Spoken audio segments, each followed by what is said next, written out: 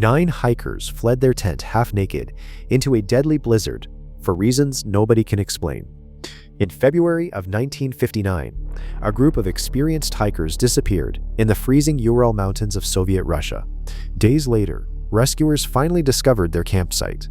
But something was terribly wrong. Their tent had been sliced open from the inside. The hikers fled barefoot into the snow in temperatures colder than -30 degrees Celsius. Some were wearing almost nothing. Strangely, investigators said the footprints showed they weren't even running. They appeared to be calmly walking into certain death. The first bodies were discovered near a forest edge, frozen solid beneath a cedar tree. One victim had climbed the tree so desperately that bark was embedded into his hands. But the final discoveries were even more disturbing. One woman was missing her tongue. Several hikers suffered crushing internal injuries so severe investigators compared them to a high-speed car crash.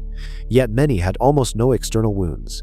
Even stranger, some of their clothing tested positive for radiation. Witnesses nearby also reported strange glowing orange lights moving through the sky that same night. The Soviet government suddenly closed the investigation, blaming the deaths on an unknown compelling force. More than 65 years later, nobody truly knows what happened on Dyatlov Pass. Follow down the rabbit hole with Eddie for more strange and unexplained